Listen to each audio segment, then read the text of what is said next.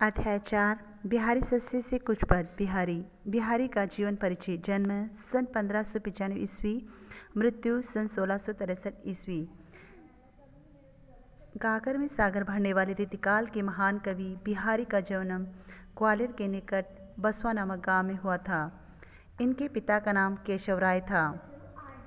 उन्होंने आमेर के राजा मिर्जा जय सिंह के दरबार में पहुंचकर अल्पवयस्का रानी के महापाश में राज करते हुए भूले राजा को एक दोहे के द्वारा सावचेत किया। काव्यपार के राजा ने उनका सम्मान किया, वे अपने दरबार में सम्मानजनक स्थान दिया। बिहारी ने सस्से की रचना की। कवि ने भक्ति, नीति, श्रृंगार, प्रकृति चित्रण, ज्योतिष एवं बहुआयामी ज्ञान पर आधारित दोहों की रचना कर अक्षय कीर्ति अर्जित की। वे निर्माण संप्रदाय में दीक्षित हुए तथा राधा कृष्ण की भक्ति की। उनकी रचना में उक्ति, वैचित्र्य, अनुक्ति, अर्थ गांभीर्य, अर्थ विस्तार, अलंकारिकता तथा कल्पना की संहार शक्ति का विलक्षण समावेश है। उनकी संहार शक्ति के कारण ही कहा गया है, सस्सैया के दौरे जो नावक के तीर, देखन में छोटे लगे घाव करे गंभीर। प्रस्तुत पाठ में बिहारी के भक्ति, नीति एवं श्रृंगार के दोहे लिए गए हैं। कवि सांसारिक बाधाओं से मुक्ति हेतु राधा जी की आराधना करता है, तो दूसरी तरफ अपने प्रभु श्री कृष्ण को उपलाप देता है कि आपको भी संसार की हवा लग गई है। मुक्त आत्माओं के सानिध्य से अधम भी मुक्त हो जाता है। श्री कृष्ण की बातों का आनंद रस पाने के लिए गोपियाँ उनकी मुरली छिपा लेती है। वन में कृष्ण के आते ही बिना वर्षा मोर नाचने लगते हैं। नायक व नायिका भरे भवन में संकेतों से वार्तालाप करते हैं। जिन्हें वस्त्रों में नायिका ऐसे सुशोभित हो रही है जैसे सागर में कल्पवृक्ष की डाल। भक्ति, नीति एवं श्रृंगार के दोहे इस प्रकार है। मेरी भव बाधा हरो राधा नगारी सोई, जा तन की झाय परे श्याम हरिदूती होई। भव बाधा है कष्टों को दूर करना। नगारी का अर्थ होता है चतुर, झाय का अर्थ परछाई, हरिदूती हरि क्रांति वाले। प्रसंग इस प्रकार है। ये दोहा बिहारी सस्से से लिया गया है। इसमें कवि ने मंगलाचरण के रूप में प्रार्थना करते हुए राधा जी के स्वरूप का वर्णन किया है। व्याख्या इस प्रकार है।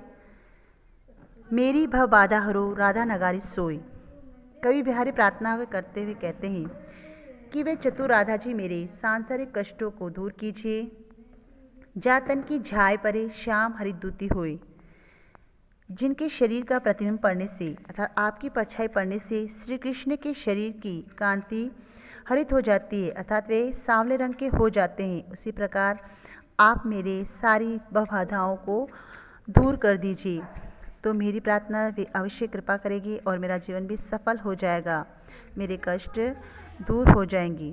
विशेष इस प्रकार है। इसमें ब्रज भाषा का प्रयोग किया गया है। तो पर वारो उर्वशी सुनी राधिके सुजान, तू मोहन के उर्वशी हुए उर्वशी समान।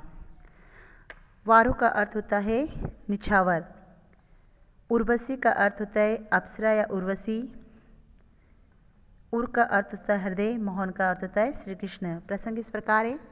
ये दोहा बिहारी द्वारा रचित सस्से से लिया गया है। इसमें कोई गोपी राधा जी की शोभा को देखकर उसे स्वर्ग की अप्सरा से भी श्रेष्ठ बताती है। व्याख्या इस प्रकार है।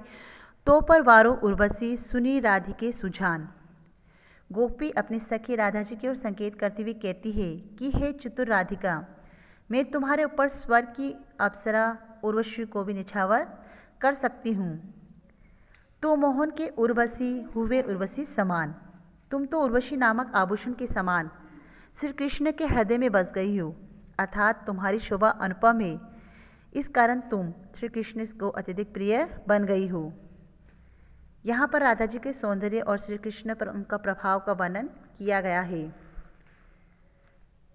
बंधु भय का दीन के को तार्यो रघुराय, टूटे टूटे फिरत हो झूठे व्रत कहाय।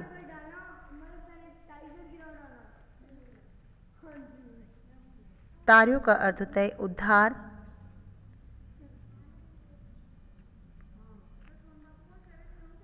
टूटे टूटे होता है प्रसन्न, विरत का अर्थ होता है यश।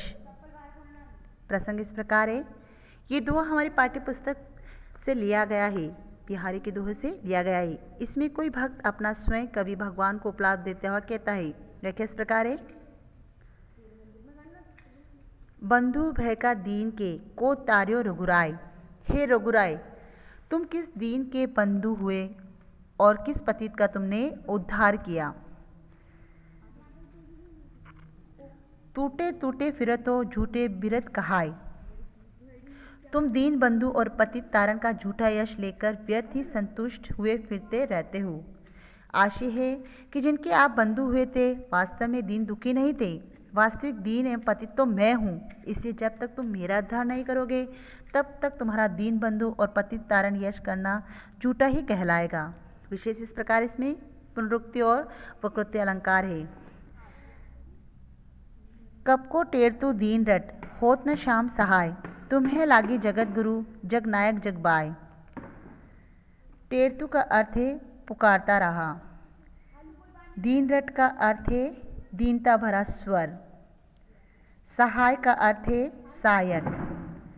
प्रसंग इस प्रकार है। ये दोहा कवि बिहारी द्वारा रचित सत्से से लिया गया है। इसमें कवि या कोई भक्त भगवान का ध्यान उसकी निष्ठता की ओर आकर्षित कर निवेदन कर रहा है। व्याख्या इस प्रकार है। कब को टेरतु दीन रट होत न श्याम सहाय। हे भगवान, मैं कब से तुम्हें दीन स्वर में पुकार रहा हूँ, परंतु तुम मेरे सहायक नहीं हो रहे हो। तुम्हें लागे जगत गुरु जग नायक जग बाय। तुम तो संसार के गुरु हो, परंतु तुम्हारी ऐसी निष्ठुरता देखकर लगता है कि तुम्हें भी इस दुनिया की बुरी हवा लग गई है। अर्थात जिस प्रकार ये दुनिया दीन दुखियों की उपेक्षा कर देती है, दीन दुखियों को कोई पूछता नहीं है, उसी प्रकार आप भी मेरी करुण पुकार को नहीं सुन रहे हो। विशेष इस प्रकार है। इसमें अनुप्रास एवं उत्प्रास अलंकार है। या अनुरागी चीत की गति समझे नहीं कोई।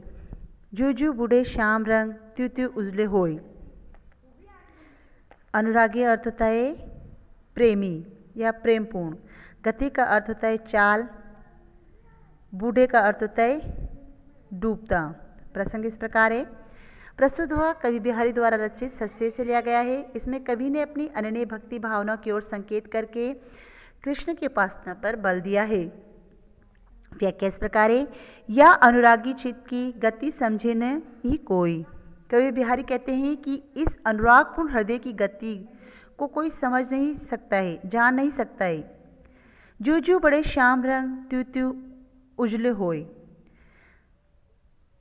जैसे जैसे श्याम रंग में डूबता है वैसे वैसे अधिक उज्जवल होता जाता है। अर्थात काले रंग में डूबने पर वस्तु काली होगी, परंतु अनुरागी मन ऐसा नहीं होता है।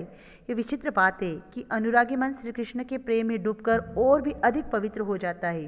विशेष इस प्रकार है। इसमें साहित्यिक ब्रजभाषा का प्रयोग किया गया है। भजन कइयो ताते भजियो भजियो न एको बार। दूरी भजन जाते कइयो सोते भजियो गवार। ताते का अर्थ है उससे। भजियो का अर्थ है दूर भगा। भजियो न पूजा नहीं। गवार का अर्थ होता है मूर्ख। प्रसंग इस प्रकार है। ये दोहा कवि बिहारी द्वारा रचित सत्से से लिया गया है।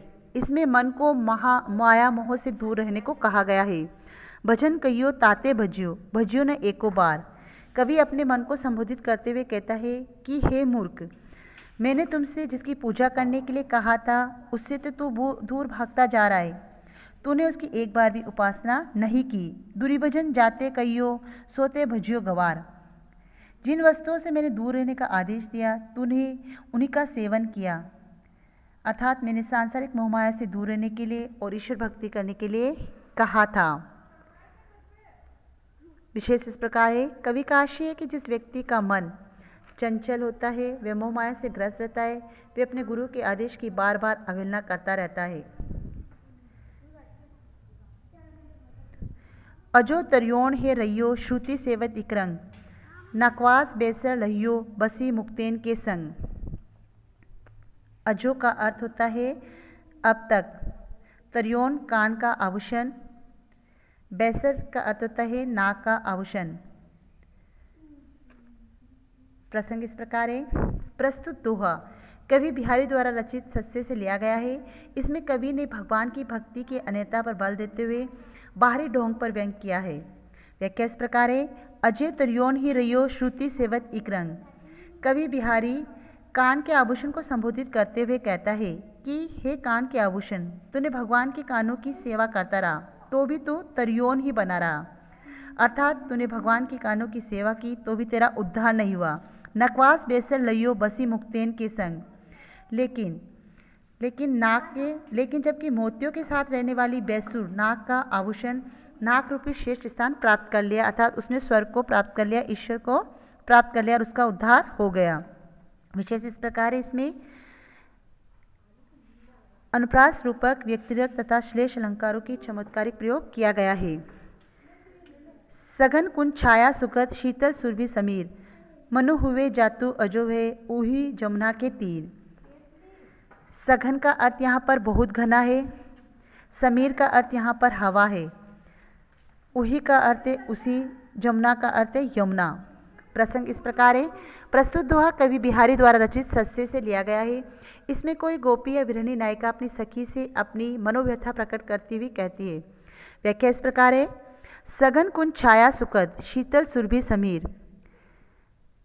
नायिका या गोपी सखी से कहती है कि उन घने कुंजों की सुखद छाया में बहने वाली शीतल एवं सुगंध युक्त वायु आज भी मेरे मन को यमुना के उन तटों की ओर ले जाती है।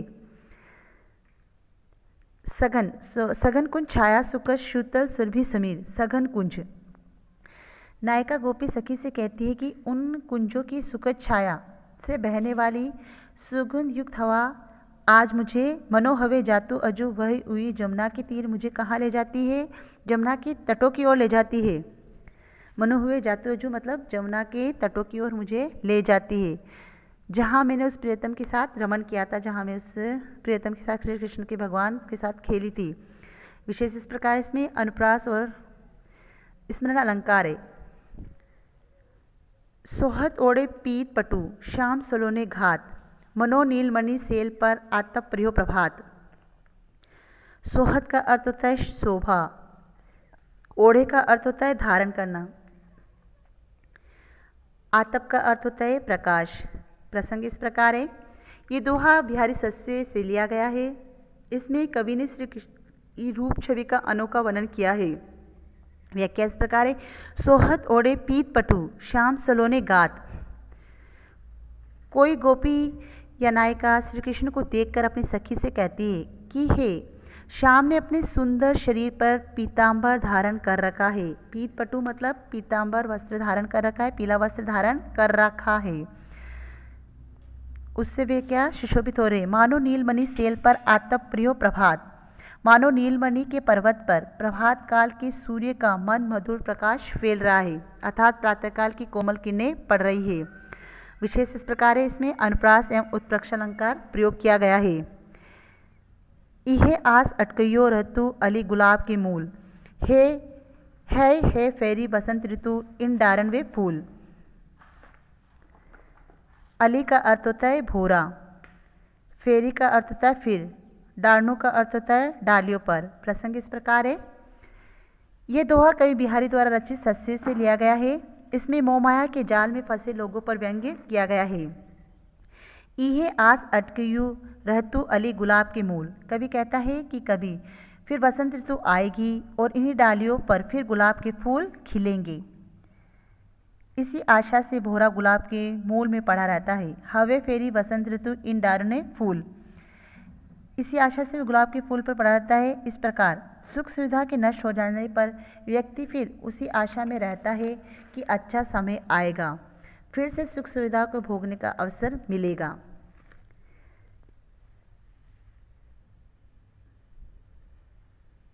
विशेष इस प्रकार है। इसमें अनुप्रास और अनुक्ति अलंकार का प्रयोग